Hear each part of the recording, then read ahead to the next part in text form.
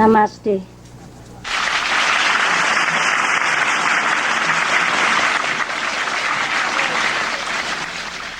Distinguished government officers, Maharajis, Mahatachis, I'm very honored to be here and blessed by your supreme presence.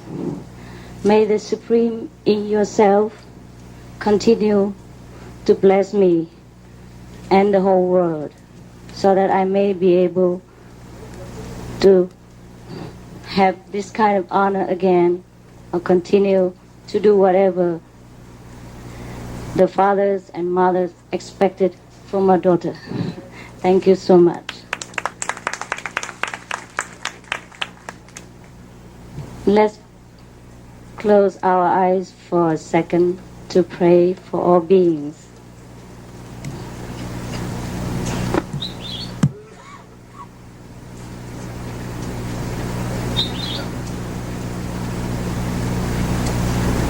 Thank you so much. Please don't be alarmed by the title Supreme Master because we are all supreme. And I was embarrassed to be called the Supreme Master. And then I tell my people, please don't call me that. Call yourself. And they refuse. And I said, okay, then call Supreme Ching Hai. So it is less official, less less scary. But then I become the Supreme Master Supreme Ching Hai. It make more trouble, so I just give up. I hope you forgive me for making a little joke. Now I'm going to impress you with my Hindi language. Ab kaise ho? ठीक है? You are not too tired? Yes. We are very appreciative of your supreme effort to stay here in this heat and dense congregation to support this noble ideal of the organization. And for this reason, I am also having the honor to be here today. Of course, we all go through some difficulty and inconvenience in order to be here, including myself. I did not know, as a British, I need a visa for India. I got stuck in Bangkok. And then some of our brothers and sisters, the Indian overseas, the brother of Mr. Daswani and his wife have helped me out. And the courtesy of the embassy of Bangkok. Yes. Anyhow, when I told her that I'm very sorry to trouble you in this aspect, because the travel agency told me I don't need it. I knew I need it, but they keep insist that I don't need. So I thought I was wrong. So never underestimate your intuition, I told myself. Yes. And so the lady of his brother had told me, oh, maybe because we should meet each other in Bangkok, that's why it happened like this. Yeah. I said, wow, she's very, very enlightened. Typical Indian. Yes. Why the Indian people are more enlightened than other people, I wonder myself. Yes. And then I had the answer. God told me, because they practice what they preach. They practice ahimsa. They practice vegetarianism. They practice prayers. They practice meditation. They practice constant awareness of all beings are one. What is done to one is done to all others. And I say, thank you very much. When we have sincere question, God always answers. And this is what the Hinduism and the philosophy of this motherland is boiled down to. You have to search inside. There are two kinds of practice. There's one is the theory, and the other is practice. And the Indian people know both. I'm not here to preach or to praise. I'm just here to offer my humble support to the highest and noblest ideal of Indian philosophy and lifestyle. And I thank you for the honor. I'm just also having the urge to be reminded that Indian is always, centuries after centuries, the lighthouse of the whole planet. And I am reminded to humbly beg you to remain so, despite all the difficulty and temptation. Because without Indian, without the basic moral standard and compassion that generated from this motherland, the world will not have anywhere to turn to. The more we advance in technology and science, the more we can afford ourselves material comfort. And unfortunately, the more we are tempted to give up all that is noble and love that is supposed to be our true nature. In case any of us, the other side of the world, forget, please, the father and mother of Indians, or the Maharajis, Mahatajis, please do remind us again and again, by your shining examples. By your shining examples. Because examples are very important. His Excellency, the Governor, has told us just now to put our knowledge into action. Yes, at the end of his speech, he said, let us do it. And that is what we should do. So please remind us, myself, remind me, remind the whole world of the noble idea, of what we are here for. And as His Holiness Dada has told us that he wonder if Indian or mankind has really, truly know what independence is. I also wonder too. Some of perhaps the Indian natives has given up to the pressure of new trend of society, give up what is the noble inheritance of India.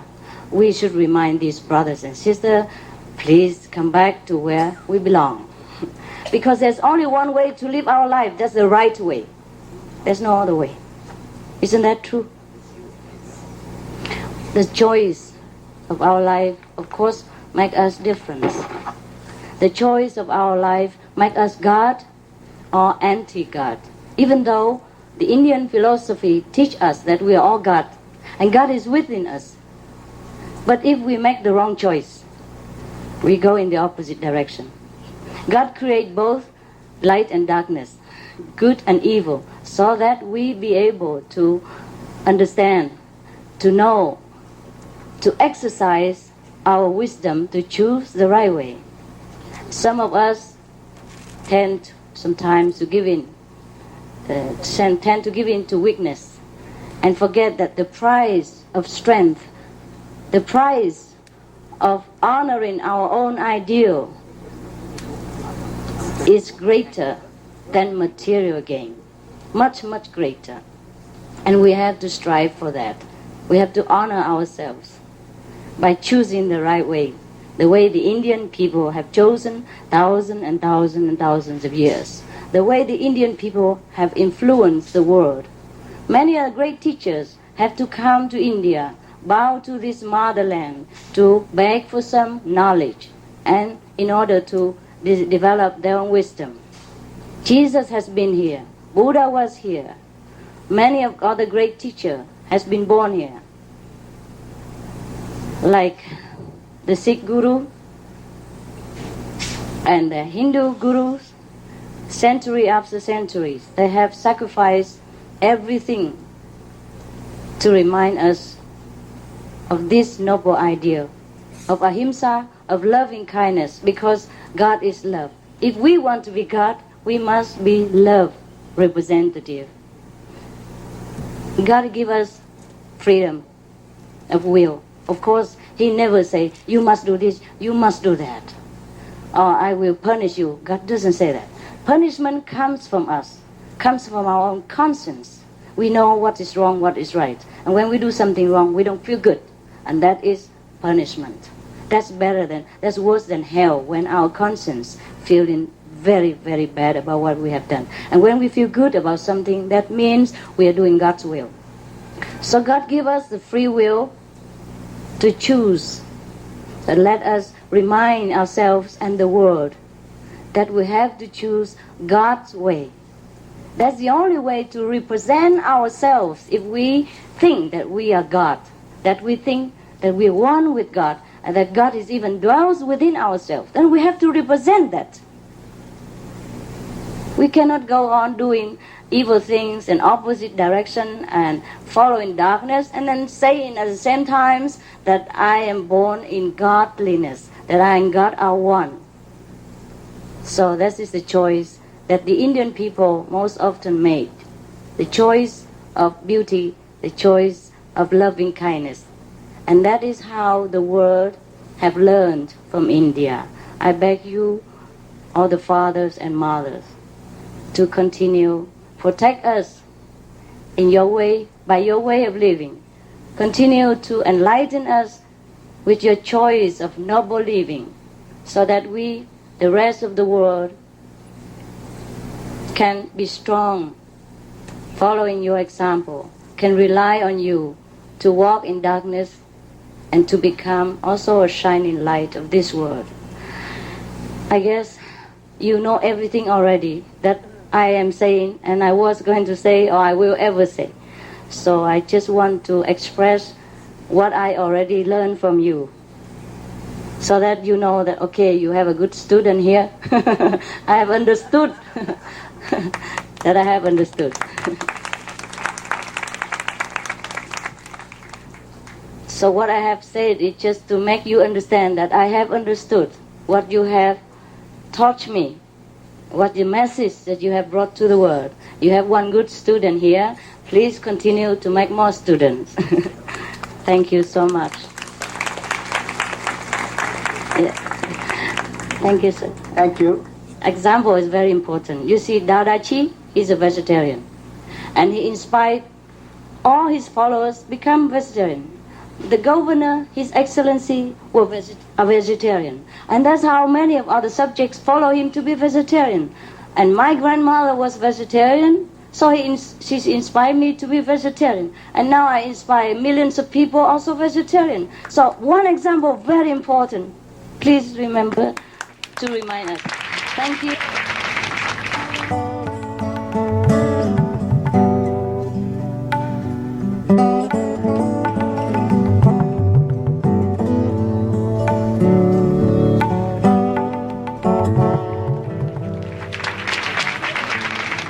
Thank you so much for having patience with a good student like me. As we have made acquaintance yesterday, and you were very happy with me as a good student of Indian philosophy, I show up again as request of the kindness of the organizers. And today I make another exam report to you, my gurus. I hope you will accept it. As you know, when you teach a student, you want feedback, whether the student understood your teaching or not. And you always make an exam so that you can measure the progress of the student. So here you are. According to my understanding of your teaching, it's like this. Ahimsa consisted of non-violence in 3 dimensions. The first and the most obvious is physical dimension. And the second is a mental dimension, or emotional included. And the third is spiritual dimension. So ahimsa is not, according to my humble opinion, is not only non-killing, non-harming sentient beings or our fellow human beings, but also to protect their lives. Not only just negative or inactive, like passive, like, okay, I don't kill, I don't scold, I don't cause harm physically, but protect. And this the Indian people know very well what to do. So I'm not going too far in this. Second is the emotional aspect or mental aspect. Suppose we cause harm to anyone, including ourselves, emotionally or mentally. That, according to my very humble understanding, is also himsa. Yes. So ahimsa means we try not to hurt anyone emotionally, deliberately. Of course, we cannot avoid it when we do not understand what the other people feeling, and then that is excusable. But whenever we can, we try to avoid. And this probably goes a very, very large, very long way, including not actually the whole precepts of Hinduism consisted of 5 or 10 precepts, including non-stealing, non-telling lie, non-sexual abuse, and intoxication and all that. But I think it's all boiled down to a word, ahimsa. Because if we have, for example, taken intoxication, and then we will hurt our people's feelings, and we cause them sorrow and worries and anxieties. And that is also himsa. And suppose if we take other spouse without agreement or permission or consent of the other spouse, if they agree, I don't know, I have no interference in people's private life, but without consent, without permission, we would cause sorrow and trouble and pain to the other spouse, and in turn also cause a lot of mental distress, emotional upset to the children and to whomever are concerned in that family. So I guess that is also called himsa. That's why the Indian philosophy always emphasizes ahimsa. This is a mental and philosophy, emotional aspect. And spiritual aspect. Suppose if we do not understand teaching of the great sage in the ancient time, and we try to interpret it in the wrong way, to suit our own purpose, our personal gain, may it be political, may it be financial, may it be fame and glory, whatever. That is also himsa. Because we cause people to regress in their spiritual practice. We cause people to degrade themselves and lessen their glory in the eyes of the Lord. Lessen their own godly quality. And that is the greatest himsa in my very, very humble opinion. Please tell me if I'm wrong. Thank you.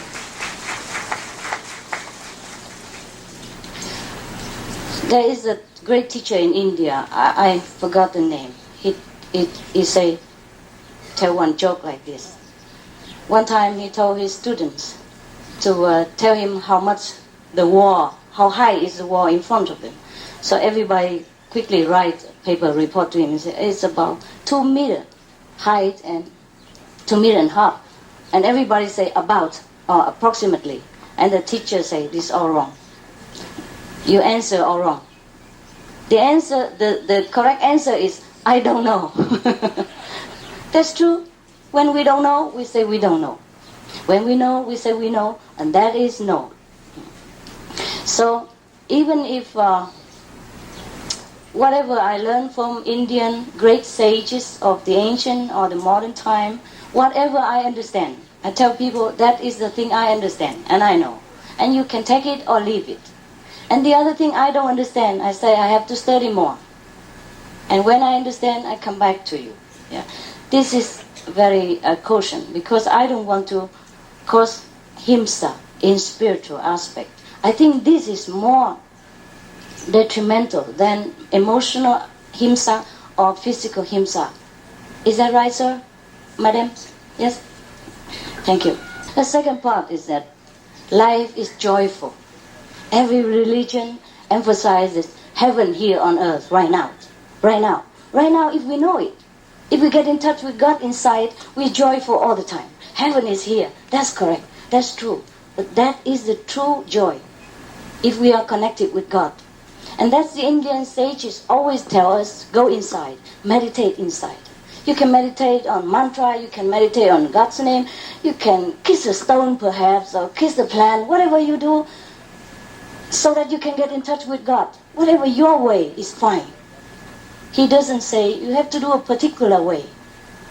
But just through my search, through my spiritual thirst for wisdom, I go all over places, learn with many teachers. I have just found that the method imparted by the Indian sages of old time and modern time are the best. The one that emphasize the inner light and sound. That's the quickest. If you meditate on other mantra or any concentration, you will see light and you hear sound too. But if you meet a master who can impart to you directly, quickly, open the door, then you see it right away. You don't have to take so much effort. And from then on, we continue all the time. And that is what I was fortunate to be imparted with. I just reported to you. You know already, anyhow. I know. So after that, we have joy. We have joy all the time. But the righteous joy, the noble joy, the joy but not hurting other people, the joy without the expense of other people, the joy of being faithful to your wife and husband and knowing truly that the spouse is God, and hurting others is truly hurting yourself, because you have the joy of knowing God. You know that you have to behave like God. But that's what my teacher taught me. And that's how I experienced through my own humble, journey in search of the true wisdom. Because men, women are different. And then animals, males and females. The animals, they just eat, sleep, have sex. They don't have any knowledge about morality, obligation. They might have love between the mates. Some of them do, and very faithful. But many animals are not like men and women. Don't have the higher consciousness of God. We are God, like our reverend, a minister, and other distinguished speaker before us. We all have God inside. We are God, even stone and all that. We all know that. But different beings are bestowed different level of consciousness. And human beings are the highest in this consciousness. So human beings behave like God. Animals do not. So we are human, so we have the distinguished difference. We have love. So sex between love is different than sex just for enjoyment, in my humble opinion. Because God is joy, God is love, but God is not hurting others. Suppose we take the spouse of other people and have sex just for the physical enjoyment. That is okay with God. Perhaps God do not judge us. But how about the other one? We hurt her, we hurt him. And we don't like that. As God, we want to represent the highest, the noblest idea of divinity. And that's why we choose to live righteously. We live the life of ahimsa. We choose it because we know we are God. Not that God will judge you. You can do what you want, of course. You can have 50 wives, 50 husbands. God will never say anything. But is that the way we want to represent God? I don't think so. Love in the higher level is for all humanity. You can love 50 women, you can love 500, you can love 50 million galaxies of inhabitants. But it's different than a personal love. There are two levels, personal and impersonal.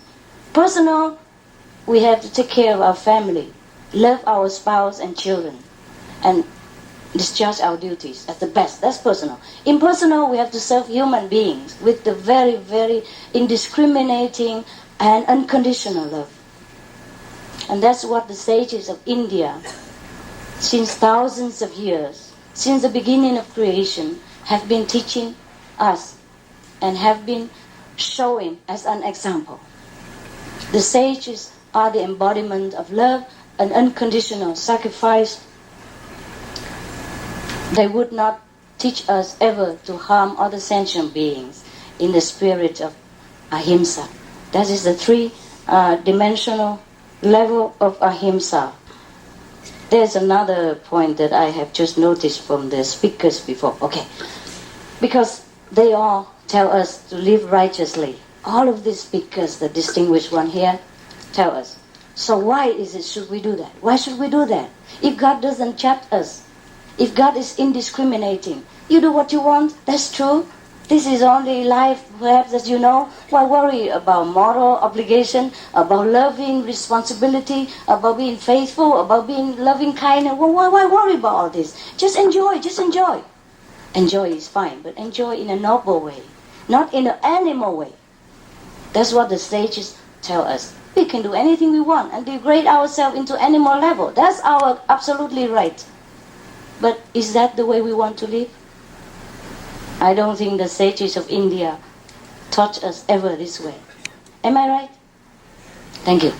So, and there's another point why we have to keep ourselves noble and pure. Because people can see us. People can see, the seers, the sages, and the pure in the heart can see our aura. If we do something right, we are God realized, we are God loving and one with God. Our aura is golden, is brilliant. If we do something wrong, we hurt other people emotionally, physically, or mentally, or spiritually, our aura is dark. People can see us. We cannot cheat. That's why we have to keep ourselves beautiful. You know, like me, you know.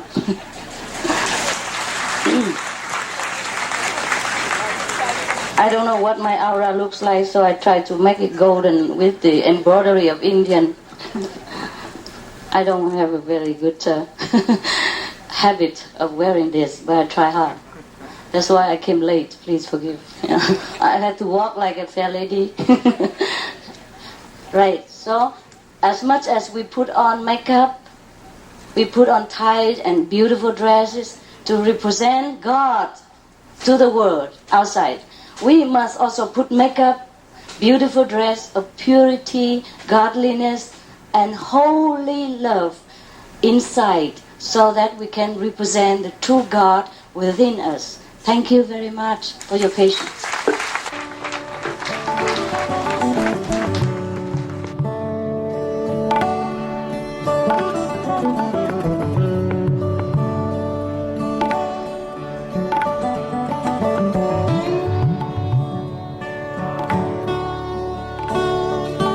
Hi.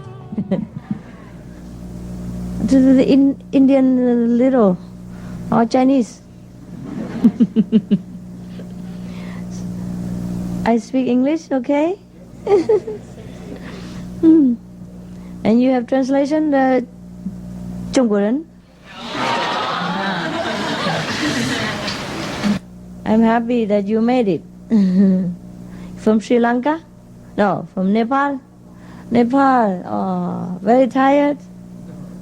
Very tired. Tired? Trouble? You drive bus? I saw you drive bus in my dream. Bahanji, Tika, you speak Hindi or English? Nepalese, different from Hindi? Yes, I'm sorry. Too many language.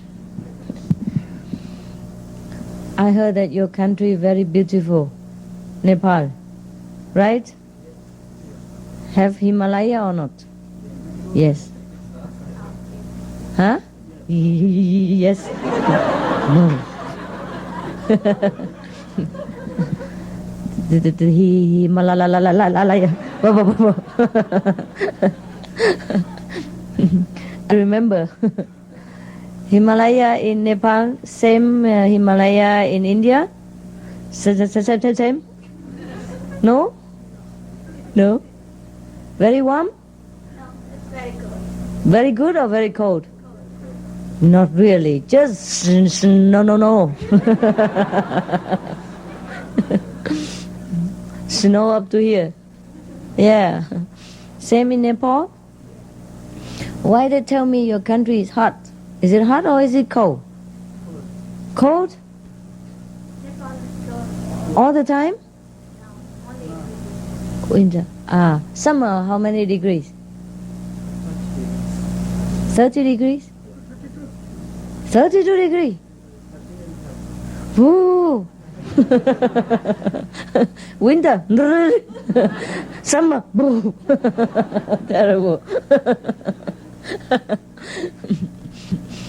They told me it's easy to stay in your country. Is it true? Can I, British stay there? No? Cannot? Huh? What did you say?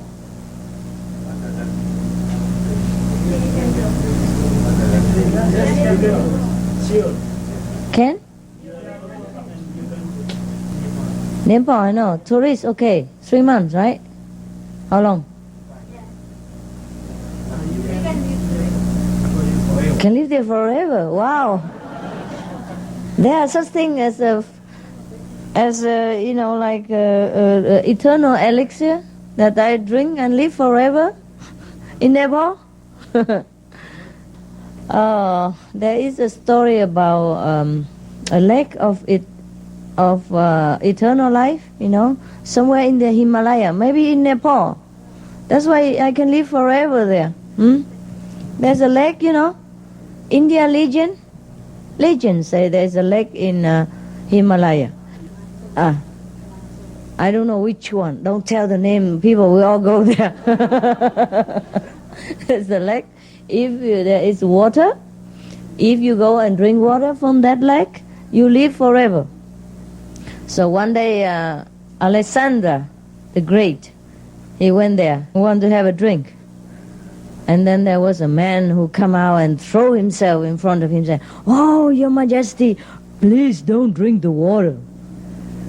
And he say, the king, Alexander, Alexander the Great. He said, why you want to stop me? I want to live forever. I want to be like God, eternal. And the man said, you look at me. I have no more teeth. I live so long I cannot die. What is the use? What is the use? What is the use of living eternally? I have no teeth to eat anything. He can't even smile. Because when he smiles, there's a hole in his mouth. So I don't want to go to Nepal and live eternally. I will become like that man. No good. I like to die young and beautiful. Yes. And when people remember me, make a picture of me as still young and beautiful. Suppose I die and have no teeth and all that. Or live like that. And when I'm gone away, people make a statue of me, like they make statue of Buddha. And I have no teeth.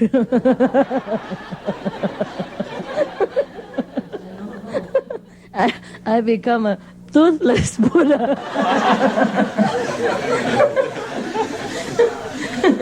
It's bad that all the Buddha are bald-headed already, now have no teeth.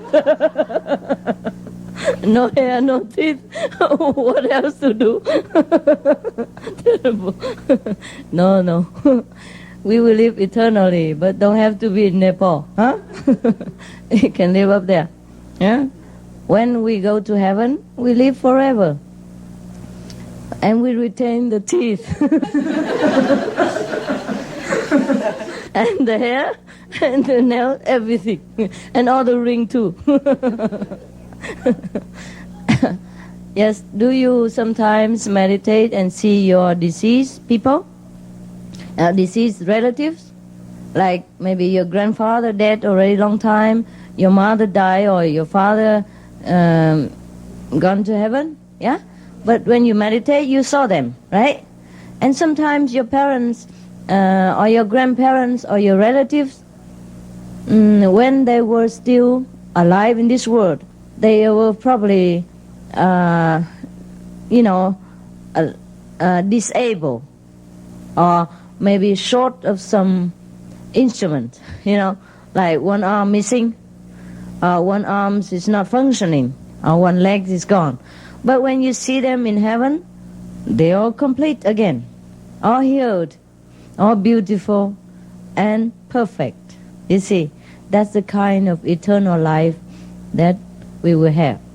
And we normally have that kind of life until we forget that we are perfect.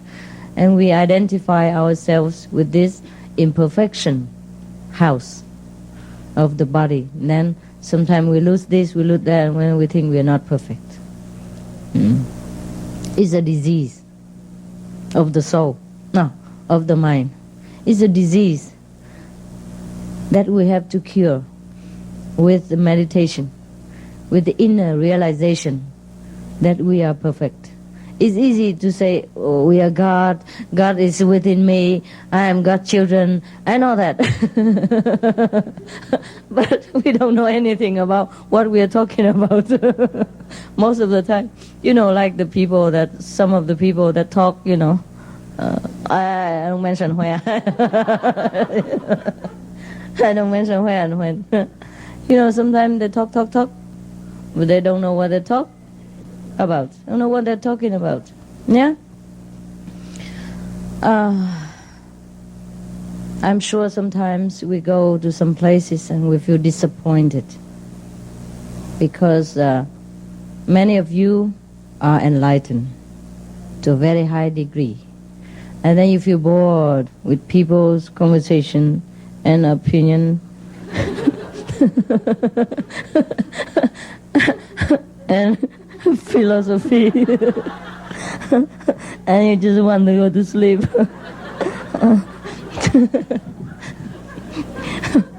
But well, since we are there, we just be there. Okay. Whether we listen to television, listen to children talk, listen to bird chirping, listen to football fan hurrah hurrah, or we listen to any hula philosophy, it's the same, right? It's the same. If people give you lemon, you don't say it's too sour. You put some sugar and make lemonade. That's the way the English people say. If people give you lemon, you make lemonade, okay? Make the best use of wherever we are. Yeah? It's just the same with us before. Huh? When we did not know God to this degree, we talk like that too. We talk like those people, blah, blah, blah, blah, blah. Don't know what we're talking about. Yeah, before we talk more, right? Now we shut up. Yeah, now everybody talk and we shut up. Before we talk a lot. We talk more than everybody else. About God, about Buddha, about everything, about vegetarianism, about philosophy, about God is one and all is one, and we are God and God is all this and that and others. And now we cannot talk so much anymore because we know we really don't know.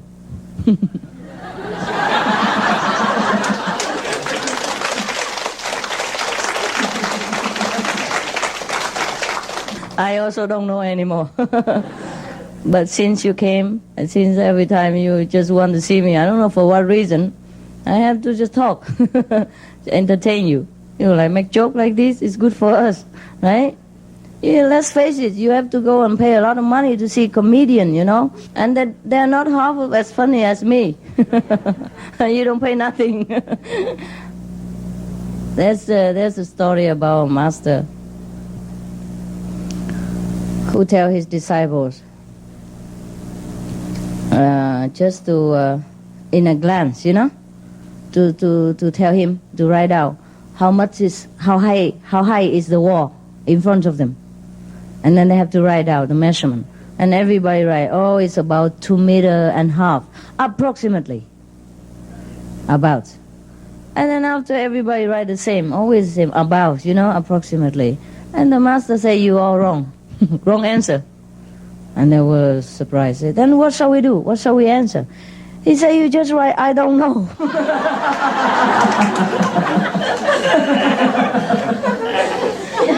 Yeah. If you don't know, you say you don't know, right? Why make trouble and explaining a lot, Some of them are even more philosophical about it. Actually, it could be 2.5 meters and 2 inches, but I'm not quite sure. On the other hand, it could be that way, but, thing like that. So the only thing we say is we don't know. And now we really don't know. First we think we know God, right? We talk a lot about God. We introduce God to everybody,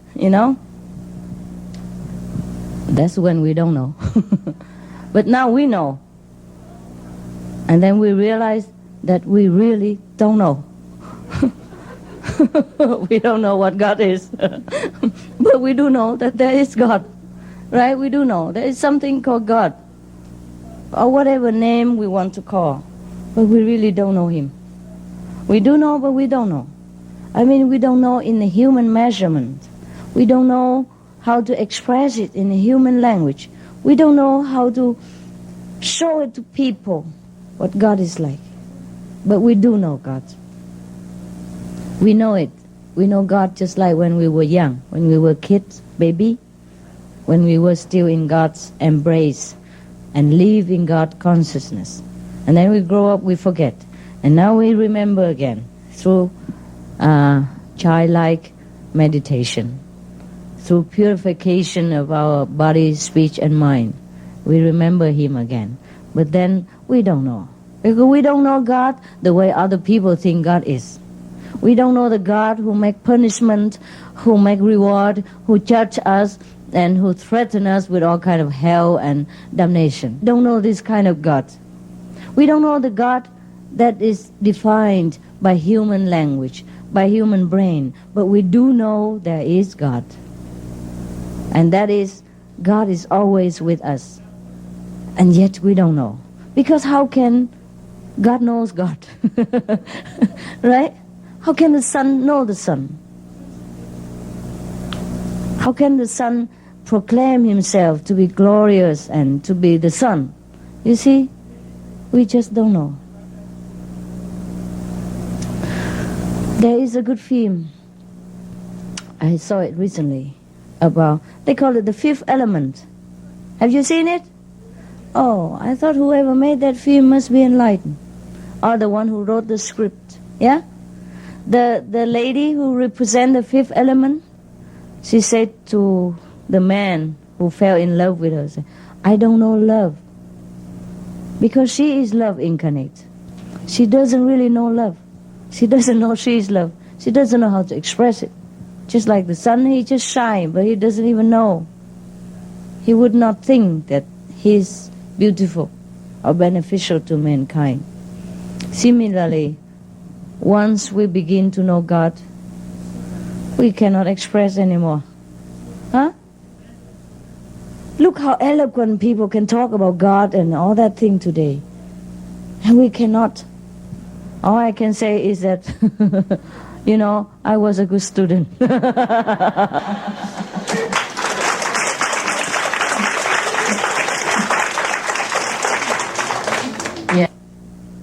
And by the way, they got my name all wrong again. The Supreme Master Suprême Ching Hai. You know that, huh? Yeah, I try to make it simple, humble and unofficial, shorter. Instead of the Supreme Master Ching Hai, we say Suma Ching Hai. It's more friendly, more homey. And now they make it the Supreme Master Suma Ching Hai. I'm lost. You see, that's the problem. We're trying to change things. Yeah. Sometimes we just have to accept it the way it is. The more we try to change, the worse it becomes. And that's nothing yet. Some people, included the Chinese and Vietnamese all together. Like this. In Chinese, the Supreme Master is Wu Shang Shi, nah? Yeah. So some people call me like this. The Supreme Master Suma Ching Hai Wu Shang Shi Vô Thượng Sư Thanh Hải.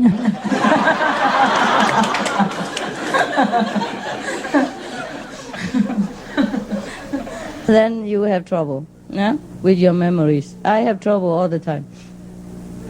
I try to make it simple and homey and, friendly. And then they make it even longer. Yeah. So you see what I mean? Huh? So now, if we try to change everybody else, it's troublesome. Just change ourselves. Yes. By meditating, yeah, by retrospecting, by contemplating what we truly are, then we change. Not that we change to become a different person. We change our level of understanding. We change the viewpoint of our life. We change our opinion about what's supposed to be and what should not be. We just know the thing as it is without much judgment. Because judgment is always judgment, whether bad or good. Huh? Like a good judge or a bad judge, he judges. Yeah. It's very difficult to convey to people what we understand. Because after a while, we don't seem to understand anymore. We just be that. We just be it. We just are that. And we don't have eloquence anymore. So have you noticed lately, I just make jokes all the time. Before I used to talk about Buddha, God, let us all become one, blah, blah, blah. Eh? And now I'm lazy to talk about those things. So whenever we met together, there are only jokes and laughter about anything that you already know. I just try to season it, like the lemon, I put some sugar and water, make lemonade. And that's all. It's the same ingredients, almost. And I'm surprised that you always want to see me, because there's nothing new that I tell you. This time I stopped. Otherwise, the whole Indian population will be scared that if we all let people come here again, like all the Chinese and the Taiwanese and all that, the neighboring country, I said, no, don't let people know that I'm here. Because if they all come, the Indian population is already very high. You know that? No. If you come here, you can't even stand. No space. So don't come. And they threatened to come. Everybody threatened to come. I said, no. Don't do that. Next time. Another time. But there's still some mistake somewhere, and I saw that all of you come here. A connection or something. You bribe my attendant? Huh? Or the contact person somewhere? How much? How much for the information? This is funny. Anyhow, never mind. It must be God's will. Huh? I didn't intend to. Because I didn't really know what to expect here, Because I'm invited, I didn't really quite know. I just know it's a Dada or something. And when I come here, there are all kind of pictures on the wall, Not only Dada, but Daddy and Dadu.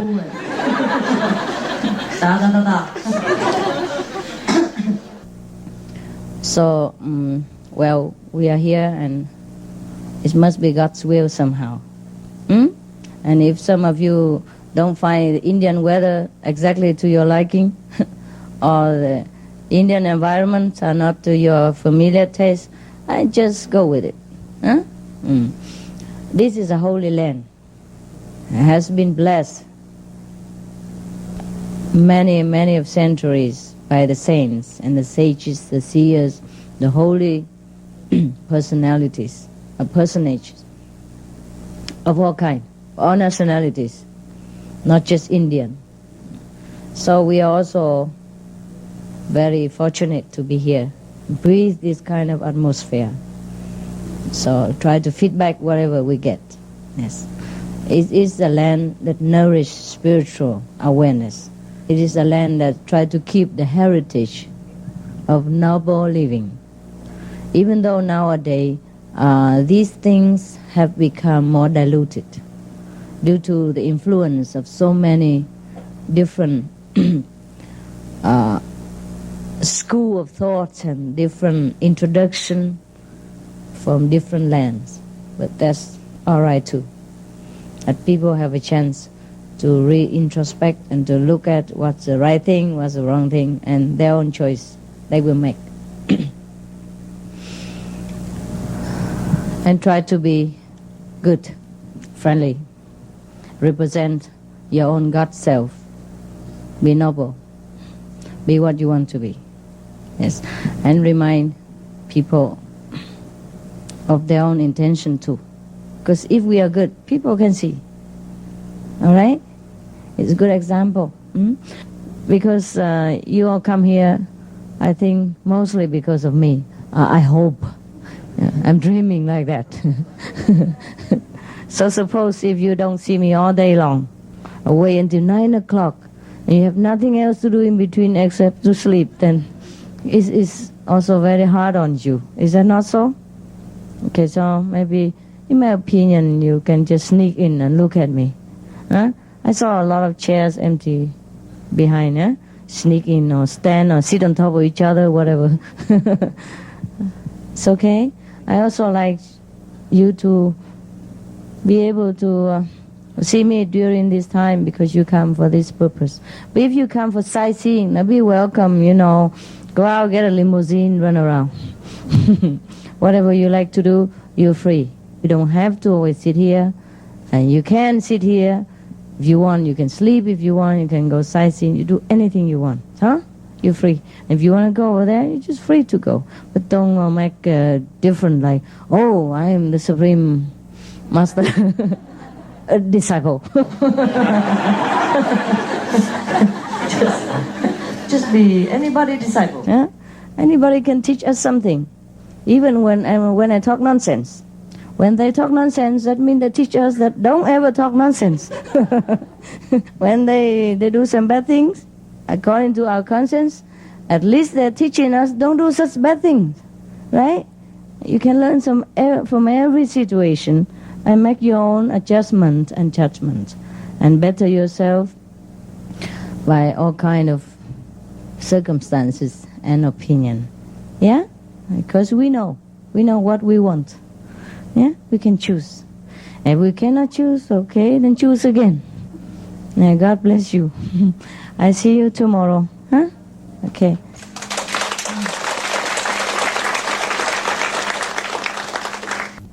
You happy?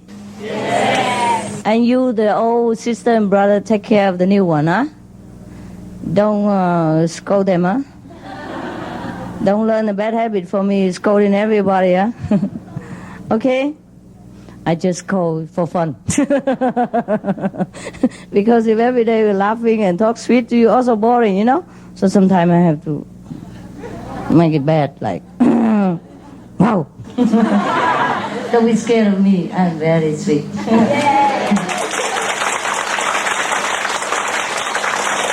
Inside.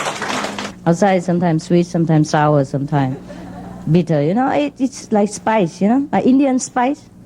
Yeah? If you just put sugar in all the rice and the pudding and chapatis and soup and salad, how you eat it? Right?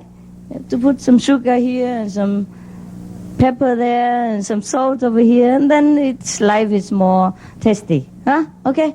Take it with a pinch of salt. Anything. Okay, I see you tomorrow, and you take care of the Nepalese and Sri Lanka or the Indian, whatever, huh? Take care of them.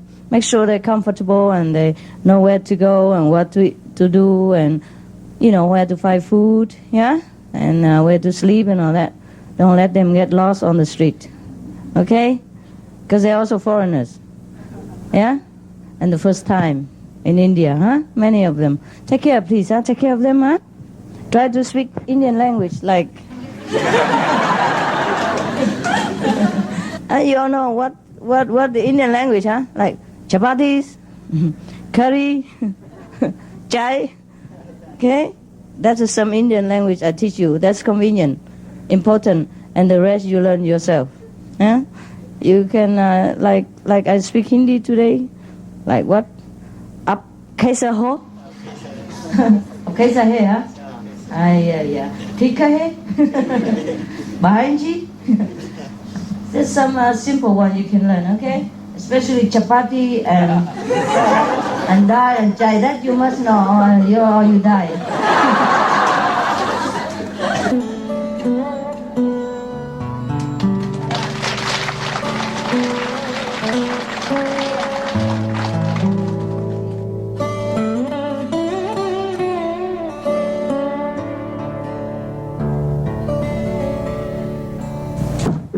I don't know what to tell you anymore, so just look at me.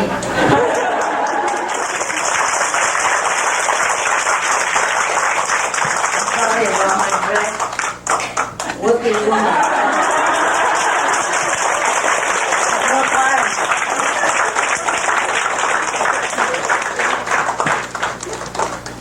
People in India so hot they make me sweat. Make me sweat so much. I change clothes 4 times a day. Still very hot. The love make you feel hot. That's it. Okay? You didn't like the program, huh? Me neither. I just sit there and I nearly sleep. But it's too loud. Too loud, so my heart goes boom, boom, boom, boom, boom, boom, boom.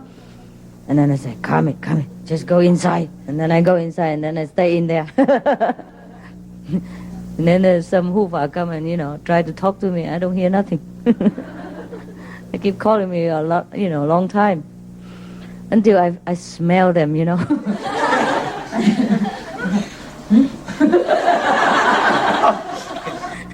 I did not hear them, really. They call me for 4 or 5 times, about 1 or 2 minutes, standing right in front of my nose.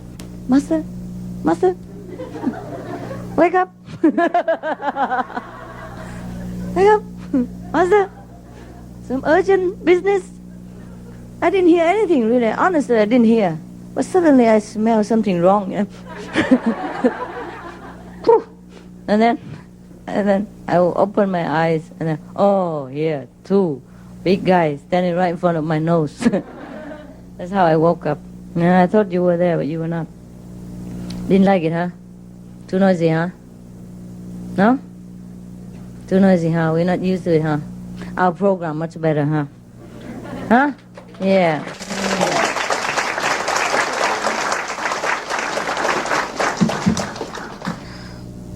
You have any question? Sleep well? Eat well? New initiate? Raise your hand. New one? 2, 1, 2, 3, 4. You satisfied? Yes. Good.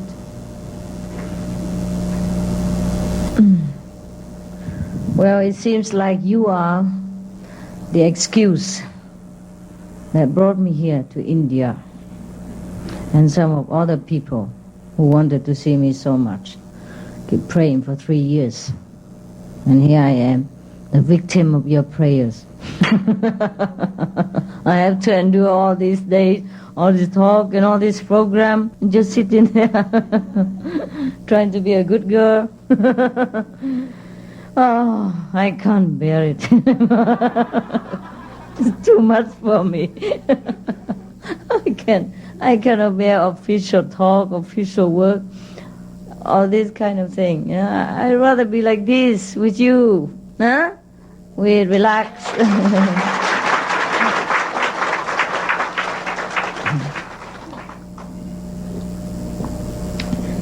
That doesn't mean that people are bad, nothing like that. Just probably, we just prefer casual, huh? Oh, all these doctors scares me. When I just see the DR point, I feel already scared. Yeah. What if they stick a needle in my vein anytime? I'm sitting there trying to protect myself. Yeah. You enjoy the day? Yeah. Good for you. Good. Some good information, huh? Stuck it in here. Maybe you can use it in the future. I couldn't hear anything.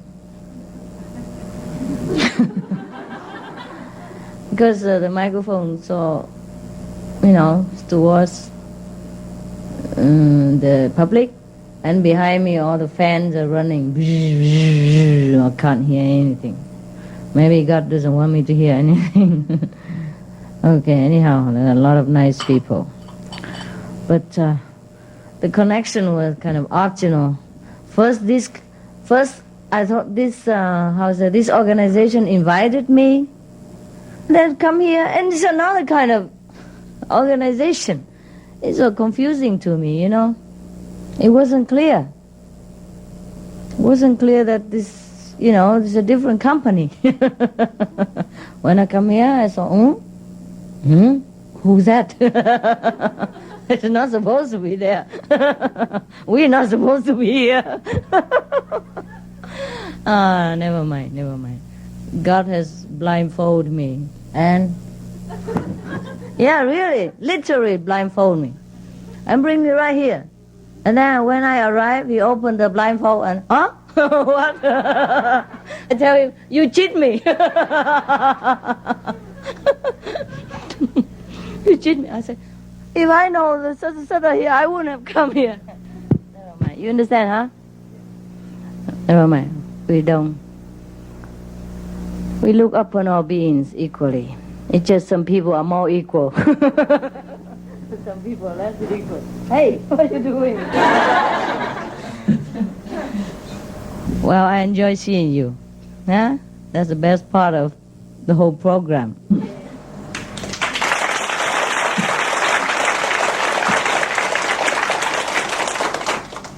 We come here and play around a little while in this world, and then we move on.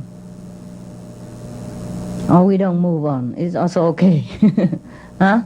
Yeah, but we just don't like the program in this world anymore. Anybody still like it? Yeah, you like, huh? Yeah, sometimes we do like, sometimes we don't care. Just pastime. I'm sorry you didn't meditate enough. I didn't intend to be like that. You know, yesterday was lighter. Today, they chased me everywhere. I couldn't even go to the bathroom. I said, can I go to the bathroom now? Because I don't... You kept me all day long. Oh, what to do? And then I just step out of this, you know, the podium, and then, so many people come. Come to my house, come to his house, come to her house, come to your house. That's so overwhelming, you know. That's these Indian people. They're very hospitable, and their love can bind you, you know. They say, oh, please, come, stay here forever.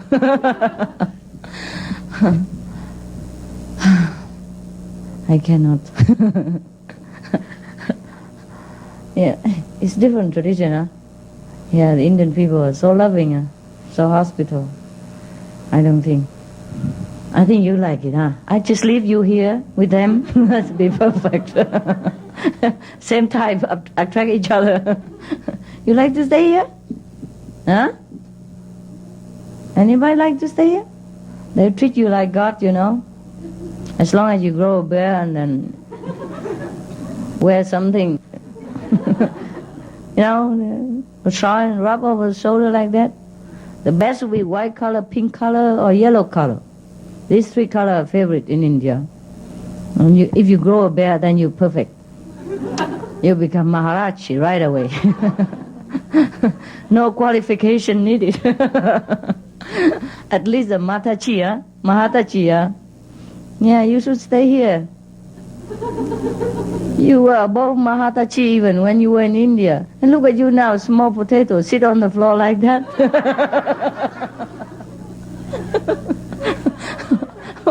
What are you doing with your life? Yeah, you were somebody before, right? Still are. If you come back to India. Oh, okay. Today I went to see the Dadachi. You know that pure, innocent-looking guy? No bear, yeah. He's very cute. He said, you were my mother previous life. Yeah. Not last life now, but long ago. Too long I can't remember. But he remembered, yeah. He was so happy, you know. He'd been sick many months. And his disciple told me, oh, we never seen him so happy like this. We're so happy today. Everybody's so happy. Because he sit with you and then laugh and talk like that. Oh, we haven't seen him like that for months. In fact, he couldn't, they didn't think that he could make it yesterday, talk, you know, give a talk or something. And today many doctors rushed to see him. That's why I was supposed to meet him at lunchtime, you know. Couldn't make it because even the disciple who was supposed to come and fetch me, they also rushed to his side. He was very sick. But when I come today, I don't see a sick man at all. I saw a little child. I mean, he's so pure and innocent looking. He's so innocent, like, very pure. He was so happy, you know, laughing all the time. Don't want to let me go.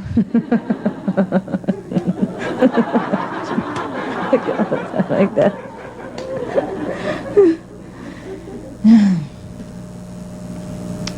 And today I could hardly escape. Anyhow, so if anything you don't like, I'm sorry, huh?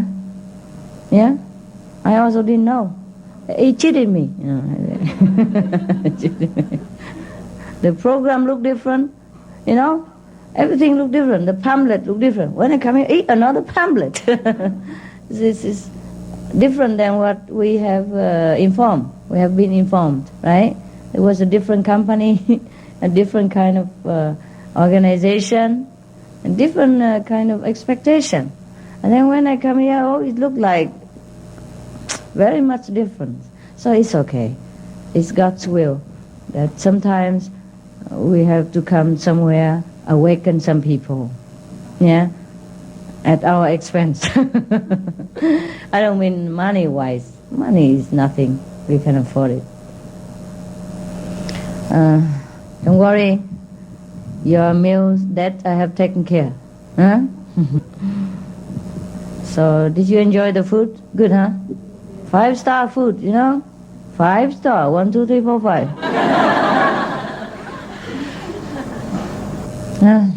Actually, I thought you could have escaped, but they chase after me and tell me to chase after you. What can I do? So, never mind, huh? Okay. We didn't burden anybody. Today the journalist asked me,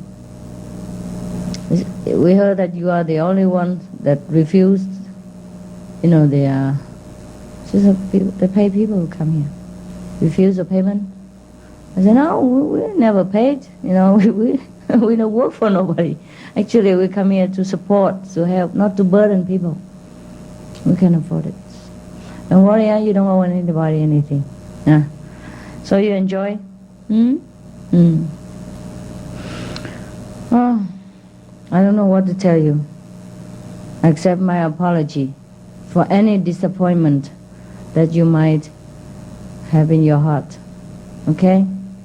Anyhow, everybody is God. There are good God, bad God, and medium medium God, you know? So don't worry about it. We all God, yeah? Master, we didn't see. I know you did. That's a mistake. That's the biggest mistake. Suppose I go to hell, you also follow. Huh? Never mind. But everything okay, huh? You don't blame me? No. Are you angry with me? No. Please forgive me. If you're angry, please forgive me. Otherwise, I will die for you to look at. Okay, huh? Oh, forgiven, huh? All right. Any question? No? Master, when will you visit Nepal? Oh, no, don't ask me anything like that. That's not a question.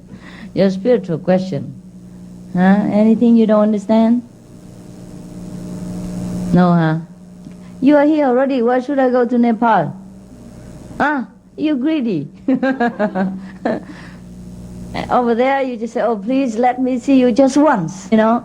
Even just 5 minutes, I'll be satisfied. And now you sit here 5 hours all day long already, and then think, when are you coming to Nepal? Never enough, huh? Everybody, never enough. Just see these people. Just see me first time. I just want this, want that. Want me to go to their house and go to their grandmother's house and the grandchildren's house. Oh, Jesus Christ.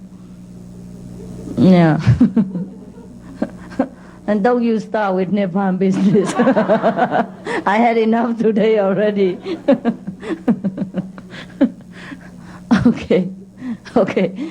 Now you understand why I tell you don't hurry to be Buddha or nothing like that. You'll be totally in trouble. Your house become a, permanent hotel.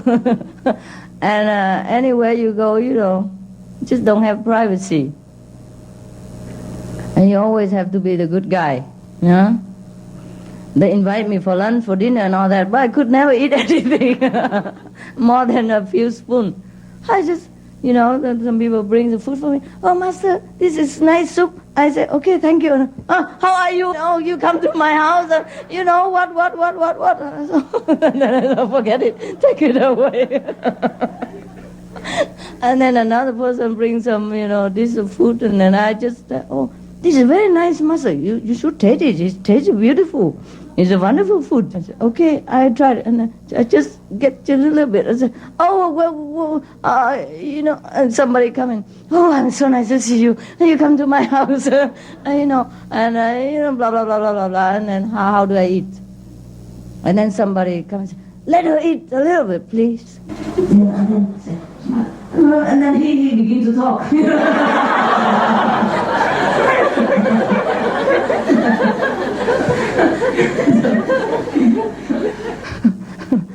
Okay. So, if one day you don't see me anymore, just because of too many dinners and lunch, I will disappear. If I'm invited too many times for dinner and for lunch, I'll be gone. No food.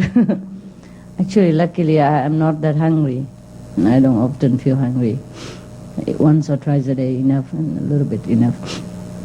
But when I eat with people, a lot of people, and I have appetite, and eat alone, very little. So it looks like I tell lie whenever I say, I don't eat so much. But whenever I'm with people, I eat a lot. Like I tell lie. You have company, and you feel appetized, right? Okay, any more stupid question? Huh? Go to Nepal. Your daydream.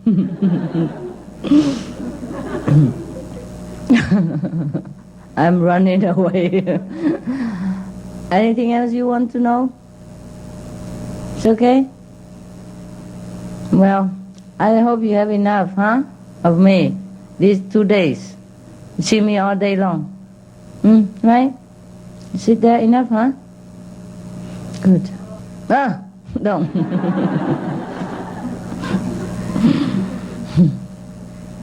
No question, It's very late, 11 o'clock. You should go home, sleep. Okay?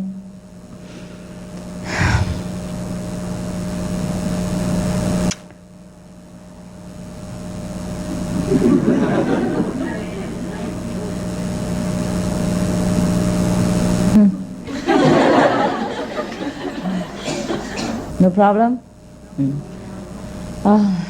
Yes. Anyhow, I thank you. I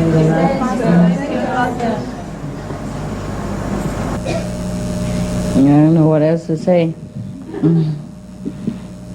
No question, Nepal, no? You come out this way, no question? Except when you come to Nepal. No, that I don't know. Don't follow my physical body, Don't worry about where I am. Follow your own master. I show you already where the master is. Stick to that master, your own, yourself, your own soul. Your God self, your enlightened self, your highest self. Don't follow me physically. I don't know why you like me so much. I really don't know. You and I, no difference. I don't understand this. Don't begin crying. I throw your ID card outside. Me, you see me 10 years already. There's no need for that. Huh? If new people like Nepal and all that, they don't see me, then I can understand if they cry. But you saw me so many times, especially Hong Kong people. I used to live there for many months. Huh? Enough, right? Okay. Have a more good look and then go to sleep. When you meditate, you forget. Huh? Forget everything. Just concentrate on your wisdom center, and you look with the wisdom eye, not with the physical eye. Yeah? And try to find yourself.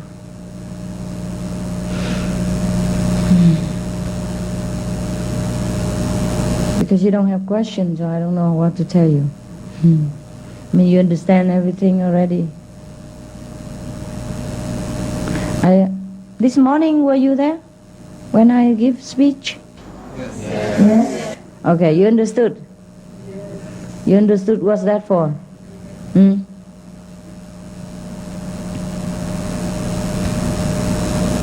I say, perhaps I have done my job. Because everybody just say, if you're enlightened, you're above the law and you can do everything you want. Can. But what for? What for that you have grown up and then you become a baby again? Huh? When you were a baby, you can have your toilet everywhere, anywhere, because you don't know how to help yourself. Huh? You can't control it. But when you grow up already, what for doing that? Huh? Right? And some people would preach to you like God is everything. God is good as well as evil. That might be true. But what for we become evil? There are enough evil already. Why should we become God just to be evil? Huh? Then don't bother, right? And if we want to be irresponsible, immoral, or things like that, just to represent that we are God, then there's no need to even be God again, right? We have come from there. We have come from evil. Now the only duty is to become higher, become God. Understand? So don't be misled by so-called similar teaching. Don't be tempted by an easy way of cheap substitute for enlightenment, cheap happiness, and then mistaken that for enlightenment. Don't be mistaken irresponsible behavior and a lowly way of thinking for liberation.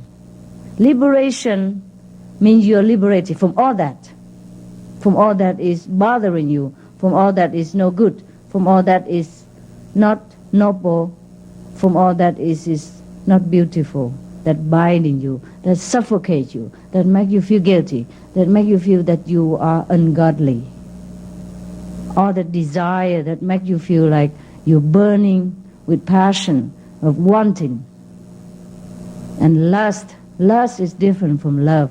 Sex is different from offering yourself, celebrating the love between two people. Understand? Celebration of love is different from sex, even though maybe the action look the same. Don't be mistaken, okay? Similarly, don't be mistaken for irresponsible, irrational behavior for liberation. Liberation is not to enjoy yourself at the cost of other people's suffering. Liberation doesn't mean that you lower yourself at the expense of your noblest being. Liberal have many price. The people who go around killing people, they say that's all liberal. Also free. Freedom doesn't mean you take the freedom from other people away. Joy doesn't mean you have to cause other people suffering. That's the spirit of ahimsa that I have told you and everyone this morning. God may be everything. That is true. Just like the ladder, They are downstairs and they are upstairs. We were downstairs already. Now we try to walk up. Up already, why come down? What's the reason to do that? Then why bother to go up at all? Understand? So we have been already representing the lower level of so-called God quality, if that is even God at all. If we suppose we can accept that God is total, everything, the grand sum of everything, like good and bad, evil, and in between. Okay, we have been representing the bad, the between for many thousands of years already. There's no need to do that again now. This is the time to do the other half of the homework, right? So if anybody mislead you into believing that God is everything, that is not true. We have only other half, or the lower half, up to now. And everybody try to mislead you and try to cheat you into remaining in that other half all the time. That is not the real teaching. It's not liberating you. It's not elevating you. Understand? Don't be misleading. We are not yet up there. We can't say, I represent God for everything. We cannot. We only represent the lower half of the house. And now is the time that we try to represent the other half as well. The lower half is easy. Already there. Difficult to go up, easy to go down. So a lot of people can be misled into thinking, oh, if God is everything, then I do everything I want. I'm God. Right? We have been always doing everything we want already. Thousands of years. That's why we are here, crawling on top of the planet. Nowhere else to go. Now is the time to complete ourselves, to total our being by uplifting ourselves to the other half, the higher half. See? That's how we complete ourselves. That's the difference. That's where they misunderstand. That's why I have tried to stay here for a couple of days, just to clear this up. But I think it's enough already. Don't you think so? I don't know. Today I feel so so tired. So I hope you can discern the difference between the confusing jungles of so-called spiritual philosophy and the confusion of mixed salad in the so-called spiritual practicing. Okay? You understand now, huh? All right. Any question concerning this? No. So are you climbing the other half, or you want to stay here? Climbing up, huh? Yeah, we have to total ourselves now. We have to complete our being. Suppose even God is everything. We have all the half already. It's time. Complete. Make it 100%. Okay lah?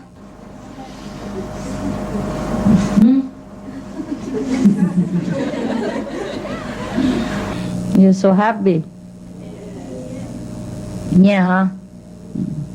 What's the reason?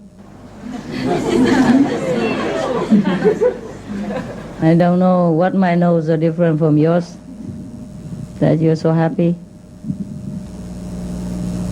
By talking to you, I just realized that so many people suffer from ignorance. I just kind of feel sorry.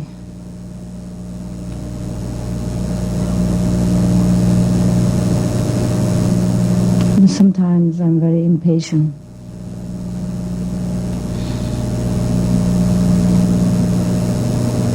Just like a teacher having to always teach the same thing day after day all the time. And the student don't understand.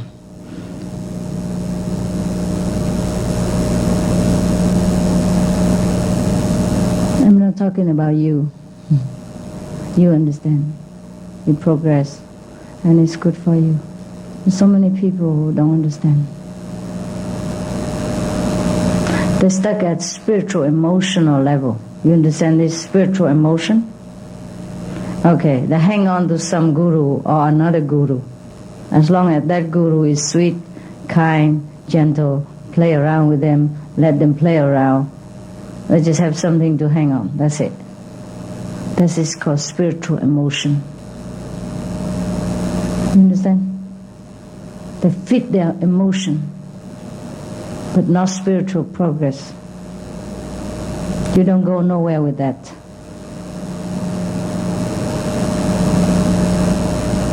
The only progress you can make is that you realize yourself.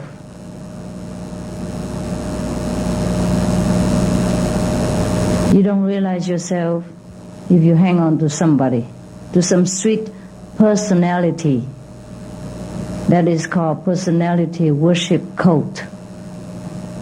It's not a spiritual progress. It's not beneficial to your soul development. It might just make you feel good. Feel like you have a guru to be devoted to. You feel that, oh, that guru loves you, and spoils you, and very sweet. Maybe never scold people, never talk loud, always talk like music into your ears.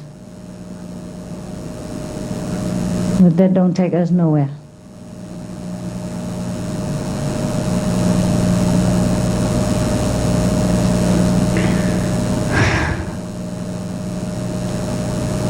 That will make you and the guru come back again and play the same trick again, play the same thing again and again and again. If we are attached to anything at all, we are never free.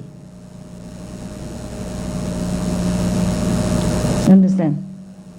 If we are attached to the idea that the guru must be sweet, and the guru must be gentle, the guru must be so innocent-like, we are also in trouble. Really. That's just one of the stage of development. It's not the whole thing. And if for liking this kind of sweetness, we stuck there, that don't take both of the guru and the disciple nowhere. Don't take them anywhere. There is a very difference. When a disciple, I don't remember the name, asked Kongzi about his big disciples, what kind of quality they have. And he lists, who has the most courageous quality, the other guy has the sweetest, gentle quality, the other guy very compassionate quality, more than the master even. That person, that disciple, more compassionate than the master. That person more courageous than the master. That person is more sweet than the master. He lists a couple disciples like that. And the questioner asked, then why do they follow you, master? If this person more sweet than you, if that person more compassionate than you, and the other disciple more courageous than you, then why do they become your student? So Kongzi say, because that's all they have. Sweetness or courageousness or gentleness. They don't have anything else. So if we happen to like something too much, like the gentleness, we love it, or the sweetness, or the courage, or the, what else did I say? Compassion. If we happen to hang on to one of the quality and we love it, it's just kind of addiction. It doesn't take us too far. So even those disciples sometimes have one kind of quality more than the master have, but it's just one kind, and to the extreme. And Kongzi further say that disciple A have courage, but doesn't have the humility to be not courageous sometimes.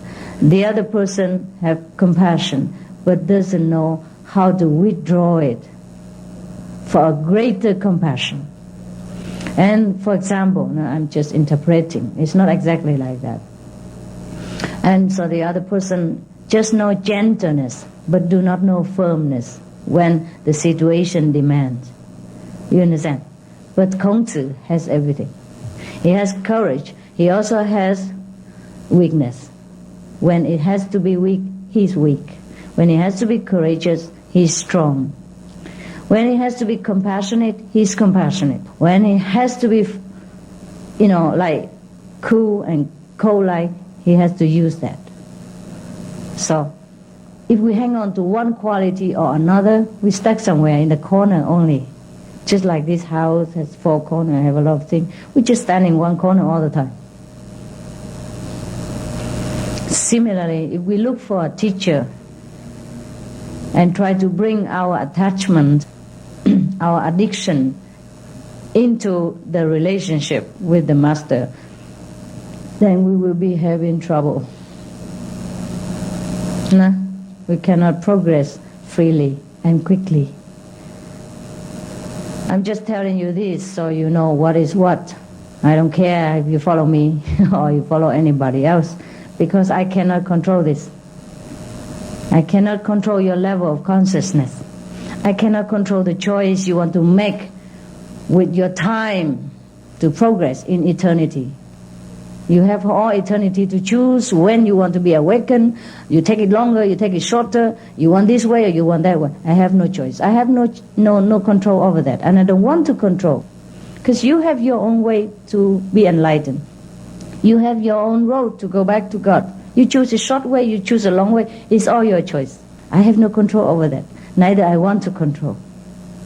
Because, why? Everybody has his own life. They get free to do what they want. Right? To control people, it means also control yourself. Very tiring, really. Try to control one person only and you're in trouble already. Not to talk about control all these people and more. Yeah? You see the policeman and the prisoner and the criminal. When they catch a criminal, they have to lock him together with the police, right? Both of them are handcuffed together. They go everywhere together. That's how we control people. Yeah. If we want to control people, it's like that. If true control is like that, very, very tiring, suffocating most of the time. So if we have a controlling personality, check it out. Check it out. Cut it. If you want to. Keep it if you want to also. Nobody wants that. For example, Okay. So I'm just telling you all of you this because you come here to share what I have. You see? That's why you come. You don't come just to see me. You come because you know God has deposited some treasure by me. That's what you think. And this treasure belongs to you also. So you come to claim your pot, claim your share. So I have to give you what I have because it belongs to you. Not that I'm scared you follow somebody else and misunderstand me because I'm short-tempered, I scold people sometimes, I'm not sweet enough, blah, blah, blah. I don't care. I can't control your liking and disliking. I'm just telling you so you know what it is. In case your mind cheats you sometimes and deprive you some of the treasure that I'm holding for you. You see? And that's all there is. Clear? Yeah.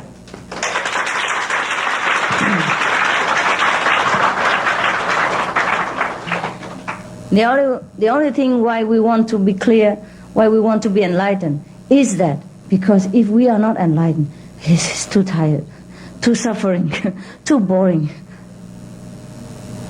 We can't live without enlightenment. We need it like air. That's why we have to be enlightened. That's the only thing. Nobody tells us what to do. Nobody forces us to be enlightened or to follow this, follow that, or to meditate or to eat anything. But we just need it. Just like somebody put your head into the water and you just struggle to get out for air. That's the same with enlightenment. There comes a time that we are suffocated enough, so we want to be free. So the same with people when they need enlightenment, when they seek wisdom, that is when they suffocated enough already in the water.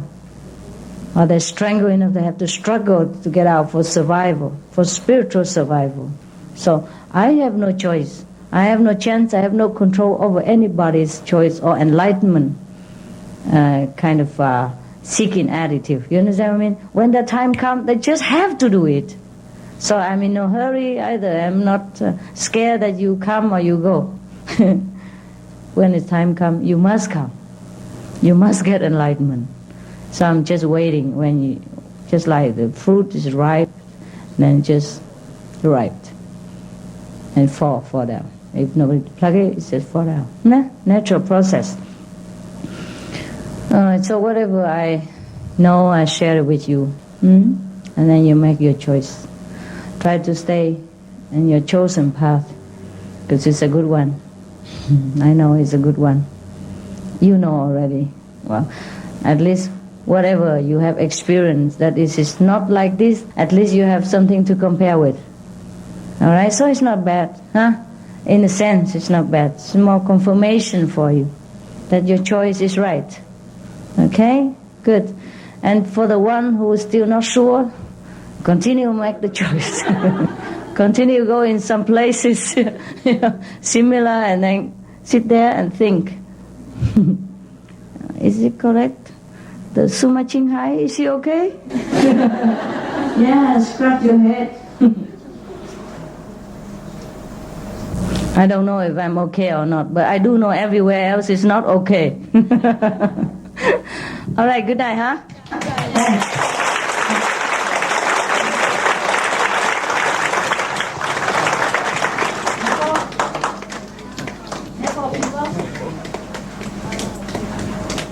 How many more? Right hand, Nepal. Here. Never mind, here. Anyone Nepal, I forgot? Or never? Okay? And the rest, take care of it. Okay, huh? Nepal,你这样也好比，可不可以？那就借一下。好了 ，God bless you. God bless you inside you yourself. Bless yourself. Night.